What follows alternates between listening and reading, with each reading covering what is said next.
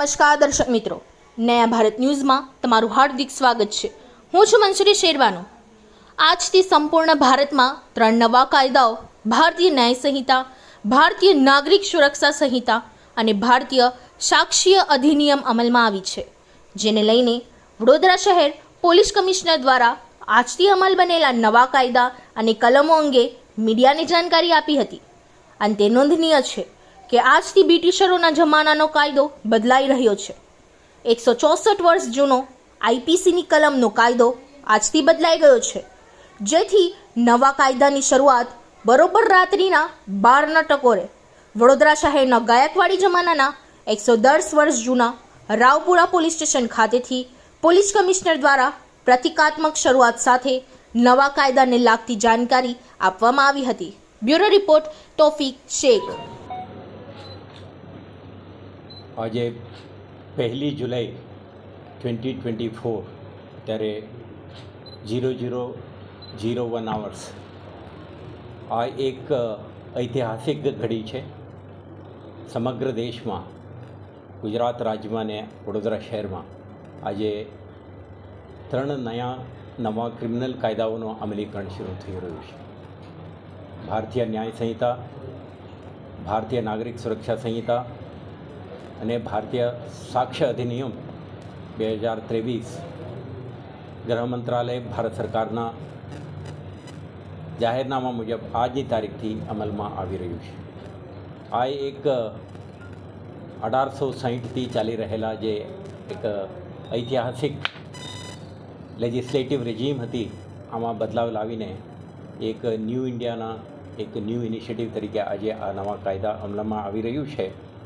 અને વડોદરા શહેર પોલીસને ગર્વ છે કે આપણે આ એક ઐતિહાસિક ઘડીનું સાક્ષી બની રહ્યા છીએ। અને શહેર પોલીસ દ્વારા આ કાયદાના ઇમ્પ્લિમેન્ટેશન માટે તમામ પ્રકારના પૂર્વ તૈયારીઓ આપણા 3000થી વધુ પોલીસ અધિકારીઓ અને કર્મચારીઓને તાલીમ આપી છે, જે આ કાયદા હેઠળ જે પરિવર્તનાત્મક યા ટ્રાન્સફોર્મેટિવ ચેન્જીસ જે લાવવાનું છે, પ્યુનિટિવ અપ્રોચથી એક જસ્ટિસ આધારિત ન્યાયિક વ્યવસ્થા, આધુનિક તકનીકોનો ઉપયોગ અને 21st સેન્ચુરીના જે ઇન્ડિયન ઇથોસ છે આના આધારિત આ કાયદા સાચા અર્થમાં ટ્રુ લેટર એન્ડ સ્પિરિટ આપણે કહીએ ઇમ્પ્લિમેન્ટેશન કરવામાં આવે તે માટે પોલીસ વિભાગ તરફથી અને ક્રિમિનલ જસ્ટિસ સિસ્ટમના અન્ય જે હિસ્સાઓ છે એમના તરફથી પણ પૂર્ણ તૈયારી સાથે આજે આપણે ઇમ્પ્લિમેન્ટેશન કરી રહ્યા છીએ। તો આજથી જ દાખલ થનાર તમામ ગુનાઓ આ કાયદા હેઠળ દાખલ થશે અને કાયદા હેઠળના જોગવાઈઓ મુજબ દરેક તપાસ કરનાર અમલદાર ઇન્વેસ્ટિગેશન પણ આ પ્રકારનું કરશે। અને મને વિશ્વાસ છે કે આ નવા લેજિસ્લેટિવ રેજીમ અંતર્ગત જે કંઈ કાર્યવાહી કરવામાં આવશે તો શહેરજનોને ન્યાય આપવાની પ્રક્રિયામાં આ દિશામાં આ એક મહત્ત્વનું ઇનિશિયેટિવ છે।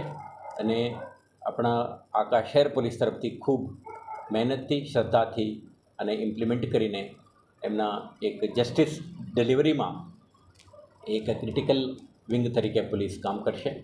અને હું મારા સાથી અધિકારીઓ, દરેક પોલીસ કર્મચારીઓને ખૂબ ખૂબ શુભકામના પાઠવું છું આ મહત્ત્વના ઘડીએ। અને સાથે વિશ્વાસ છે કે અન્ય વિભાગો સાથે સંકલનમાં રહીને આપણે સંપૂર્ણપણે આના ઇમ્પ્લિમેન્ટેશનમાં સફળ રહીશું।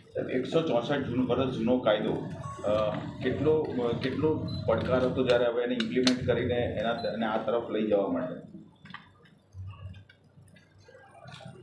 તો ભારતના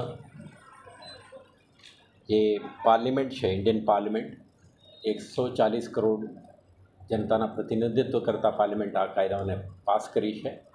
આ એક વિભાગ માટે પડકાર છે અને મને વિશ્વાસ છે સારી રીતે એને ઇમ્પ્લિમેન્ટેશન કરીશું અને જે એક્સપેક્ટેશન છે આ પૂરું પાડીશું અને જનતાને સુરક્ષા, સલામતી અને ન્યાય અપાવવાની દિશામાં આપણે સફળતાપૂર્વક કામ કરીશું। સાહેબ, સામાજિક જસ્ટિસમાં શું બદલાવ થશે? કોઈ ડિસ્કશન નહીં કરતા। સર આઈપીસી હેઠળ અત્યાર સુધી ગુનો દાખલ કર્યો હવે નવા કાયદા પ્રમાણે શું દાખલ થશે? દરેક ગુના નયા કાયદા હેઠળ દાખલ ભારતીય થશે. ન્યાય સંહિતા આઈપીસી અત્યારે આપણે ભારતીય ન્યાય સંહિતા છે, ભારતીય નાગરિક સુરક્ષા સંહિતા છે અને ભારતીય સાક્ષ્ય અધિનિયમ છે જે આઈપીસી સીઆરપીસી અને એવિડન્સ એક્ટના જગ્યા લઈ રહ્યા છે. આના અંતર્ગત આપણા તમામ પોલીસની કામગીરી વધશે સાહેબ કે એ જ રહેશે કે ओके थैंक यू। इस वीडियो को लाइक करें, हमारे चैनल को सब्सक्राइब कर बेल आइकन जरूर प्रेस करें